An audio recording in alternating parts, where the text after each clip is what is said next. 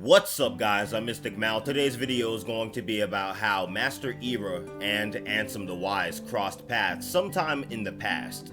And there's a lot that goes to this discussion slash theory, so please watch beginning and end to get a full understanding, because you will get lost at some point if you don't watch beginning and end. But make sure you subscribe, make sure you like the video, make sure you share it with your friends, and hit the notifications bell so you don't miss any of my Mystic content.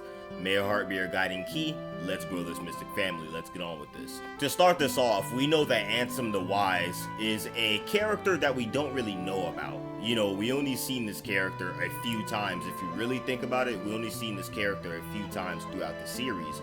And we don't know nothing about this character. We don't know about his origin. We don't know where he comes from. What does he aspire for in the future? You know, we don't know any of these things. So I feel like he has a hidden past that, you know, we haven't seen yet in the story. Because when we see Ansem the Wise, he is a middle-aged man. You know, he's about 50, 60. He's not really in his younger ages. So I was thinking to myself, with a few subscribers here, we were having a cool discussion about this subject. But how did Ansem the Wise become wise in the first place? If we know, to our knowledge, he's not a Keyblade wielder, so what importance could he have within the world? Because we know why Master Sid was so wise is because he trained under, well, not under, but alongside Master Ericus and young Master Xehanort. So we know how Master Sid became wise as a person. But we don't really know how Ansem the Wise became wise. So I feel like this connects with my theory slash discussion about Ira and Lushu and their secret and stuff like that. Let's say that Ira's nobody slash heartless started having weird dreams, kind of like how Toddler Nort was the one who started dreaming, and the person that was sparking those memories was the player reincarnated. Let's take that same exact structure of reference and let's go at it from here, from this point of view. If you enter every room inside of the Haunted Mansion, every room is in shambles, literally. Every single room is broken down. Every single room has a broken table.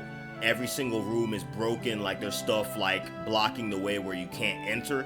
You know, like when you go first in the basement and you look to your left, I believe, inside the room, you could see this room that you can examine. And it doesn't let you through, but you could still examine it. Like it says that it's broken or out of order, where there's pipes and stuff blocking the way. On the right side of the room, you also see stuff like the little, I don't know if y'all are aware of that thing. Like, you know, in cartoons, when you have like castles or mansions, you would see those figures of the medieval time knights.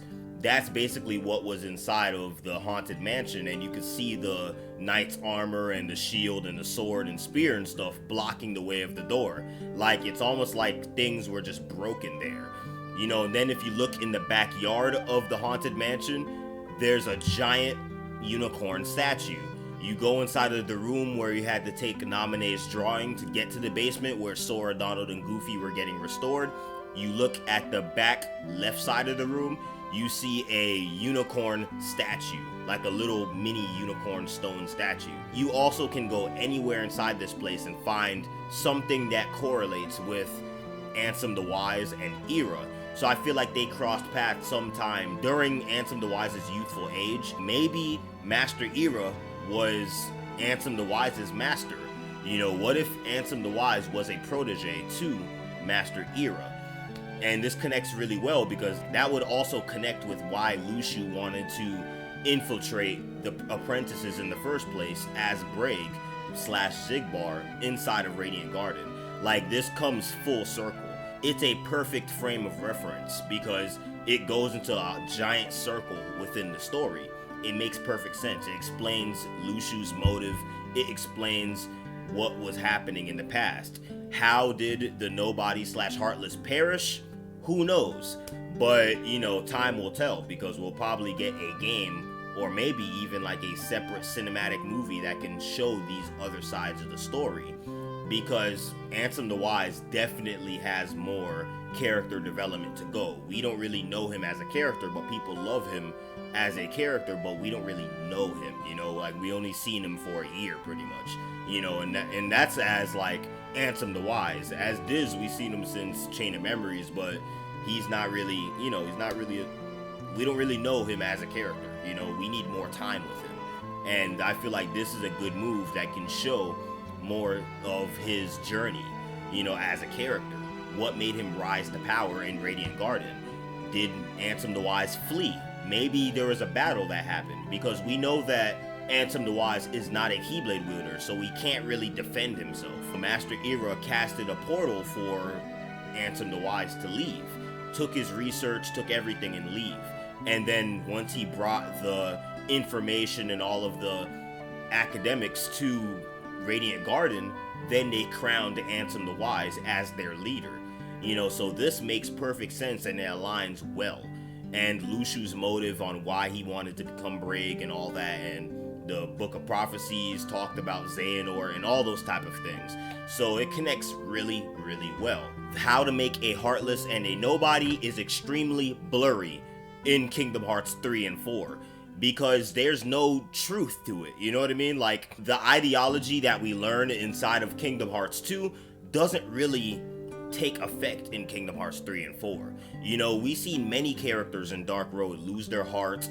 We see many characters perish together, like their heart and body perish at the same time, hence Strelitzia. We've seen many different things on how a Heartless and a Nobody is sparked. How is it born, right? So I feel like, when you lose your heart to darkness and darkness claims your heart, then a Heartless is formed. Then we know that Ira is a strong-willed person. I mean, hey, he uses a Keyblade. So the fact that a Nobody can possibly be born is extremely high in the definition of Kingdom Hearts 2. So this is a lot of things. I love this theory. There's so much. It opens up so much possibilities within the story. It is crazy. But this marks the end of my video. Make sure you subscribe. Make sure you like the video so it can help me out with the algorithm. Make sure you share it with your friends. By the end of this year, I'm going to hit 1,000 subscribers. So make sure you share it with your friends.